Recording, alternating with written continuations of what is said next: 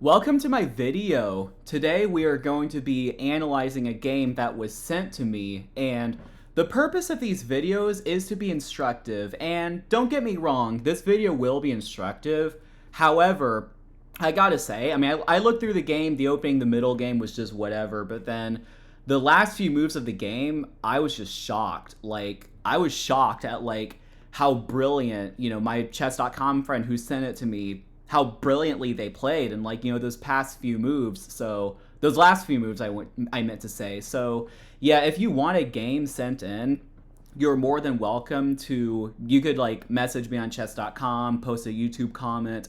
I also do have a chess.com club and a Discord. Both, sort of dying. I'm trying to get back to life. So I will leave links in the description. And with that said, let's enjoy this masterpiece. Alright guys, let's take a look at this game. So, Ant's opponent played the French defense. Now, what I think is that among you guys, the French, well, you guys have mixed feelings about the French, so I think this will be a good game to go over. So, the point behind the French is Black is trying to pressure the d4 square. So they're doing it with their pawn, their knight, their queen. White is trying to protect the d4 square. So they have their pawn, knight, and queen protecting the d4 square. It's that simple. I mean, if Black can win a pawn in the center, that's huge for them, because if they win the d4 pawn, probably e5 is going to fall as well. Oftentimes you even see f6 breaks to try to break up the structure, which we will see later actually. So that's just important to know about the French defense. And so you might see this move knight h6, and to the untrained eye, you might be thinking, well, why do you put the knight there? That goes against everything I know about chess. It should be going to f6 if it can. If not, it should at least be going to e7. The thing about the knight is that, well, let me actually back up a little bit. White could trade the bishop for the knight and damage their pawn structure. However, long term, you've lost your strong dark square bishop. You've given Black the bishop pair, and Black could use this open g file potentially, especially if you castle kingside, which would make more sense than castling queenside straight into Black's hands with the queen, the bishop, knight, just a lot of pieces pointing there. Your pawn structure is kind of, just out there on the queen side. So anyway, bishop takes h6 would not really be that advised, let alone, actually might hang queen b2 actually. Bishop h6, queen b2. Attacking the rook. I don't know, we don't need to go too deep into the weeds, but the other point behind knight h6 after b4 takes is to put the knight on f5. And guess what square you're pressuring?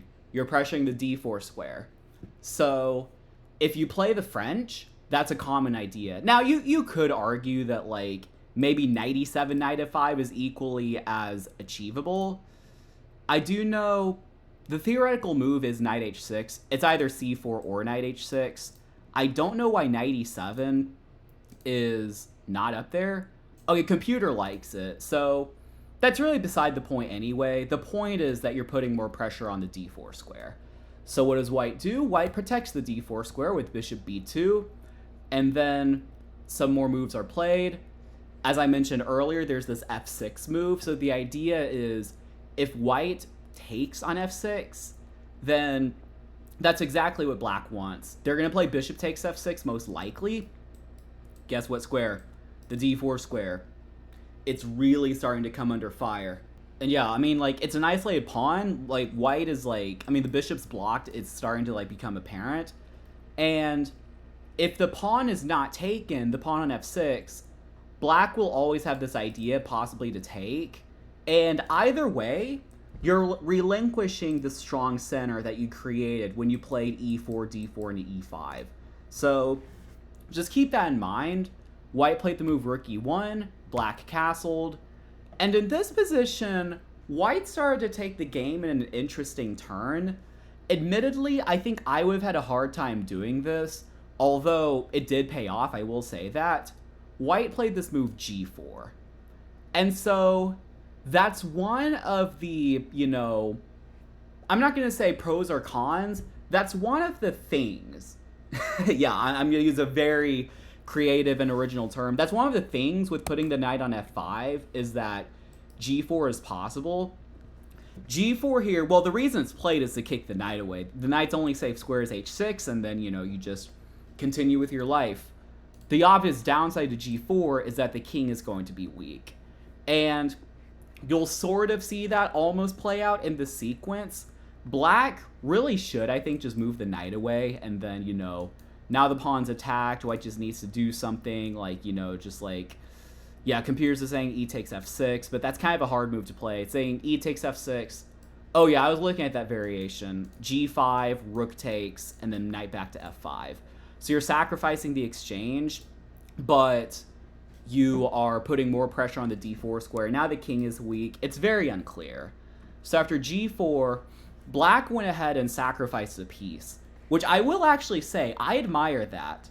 Although concretely, it doesn't quite work. Black played the move f takes e5, and when white took the piece, played e4.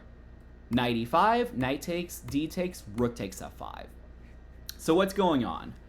White is up a piece. They're up, what would you say? Yeah, they're up a knight for 2 pawns. So it's not some overwhelming material advantage, but it is a material advantage. However, black, well, straight up, they're threatening queen takes f2. Trying to see if there's like a mate threat associated with it. Maybe not. But at the very least, they're threatening to crash through. There's the queen bearing down on f2. There's the rook. The other rook could come in. And even this dark square bishop. Now that the g-pawn moved and is, like, gone, the dark square bishop could also become a player. However, white was able to find the best defense in this position. It's not the hardest move to see, but you almost have to play it. There are some other moves that would kind of hold the balance as well, but why don't you take a second, just pause the video, and what would you play in this position, knowing the pressure that black is giving you?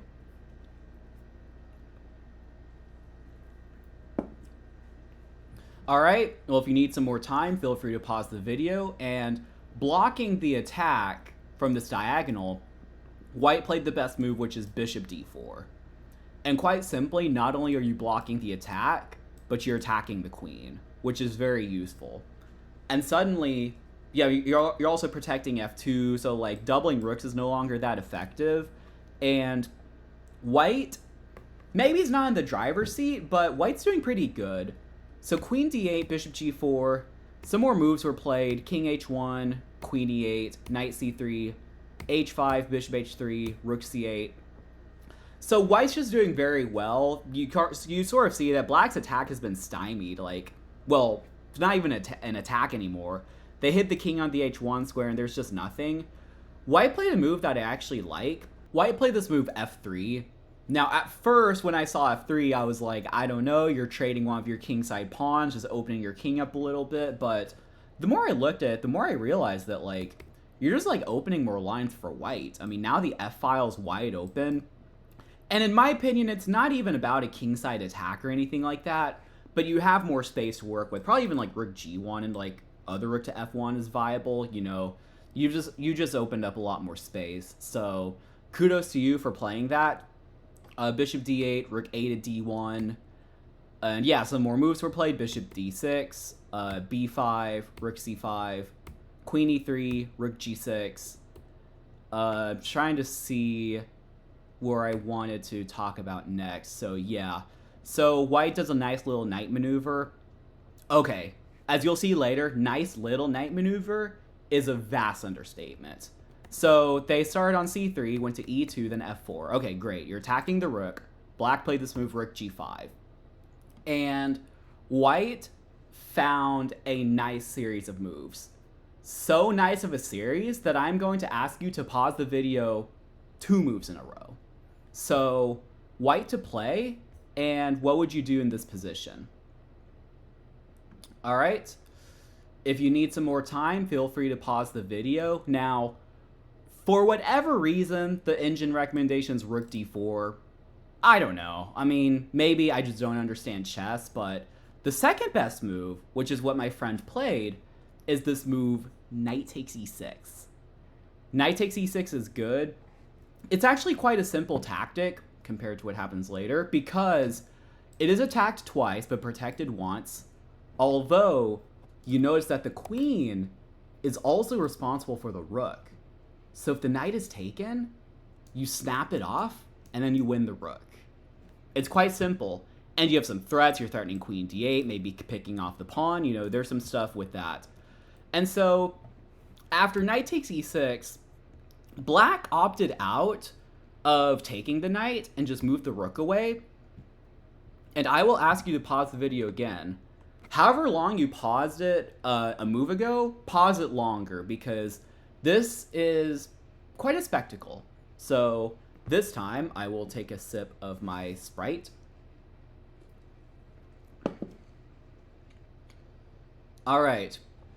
If you need more time, feel free to pause the video. Kudos to Ant. I mean, I know it is a daily game, but, you know, still, it's a very tough move to find. Knight f8. And I give a double exclam. I don't know if chess.com does. I would assume it does. If chess.com did not give him a brilliancy, it's just robbery. Knight f8. The knight can be captured two ways. And frankly, this is just not good for black. And so, okay, first of all, you're attacking the rook. So if the rook just moves, you're also attacking the bishop. So you just win the bishop. Maybe, no, probably knight takes it. You don't lose any additional material. So you're attacking the rook. If queen takes f8, quite simply, you take the bishop. And this pawn is going to be marching, as we'll see later in the game, actually. And then, as we see in the game, if king takes f8, you go bishop takes d7, queen takes d7, e6. The pawn is attacked twice, and it's protected twice, so clearly it can't be taken. The only move that black can play to move the queen away and stop the pawn from just rampaging up the board is queen e7, but then rook takes d5 happens. And this is the game variation, by the way. This isn't some like other variation. This is what happened in the game. To back up a little bit, knight f8 was obviously played, brilliancy, and then bishop takes d7, queen takes e6, rook takes d5. Black played the move rook h4. Now you do have to be careful, because if you just play something like rook d7, then suddenly it's a forced mate for black, actually. Because black would have this brilliancy rook h2, and then queen h4. And then I believe, I'm trying to remember. Oh, you would just go check, and then that's just going to be checkmate. Testing my tactics on the spot. But after rook h4, this final move, rook d8 was played, which forced resignation. After rook d8, the only legal move is queen d8, then e7 check. It's just game over. So, what a spectacular game. I mean, Ant sent me this game, and I was just like, I mean, the opening and middle game, I was like, yeah, whatever. It's just like some normal game. It's a French defense, but those two moves, well, really three. I'd say rook d8 is a, you know, it's also a brilliant move. But one thing I noticed is that knight e6, the significance of knight e6, besides just being a cute tactic, is that you suddenly made this d-pawn relevant. And you're probably thinking, like, oh, it's not, because there are two pieces in the way, and it's like 3 squares away from queening. But just look at, like, you trade all the pieces and then just marched it up like a boss. Like, quite simply. I mean, just a very, very impressive game. Very impressive calculation with knight f8. And I'm just speechless.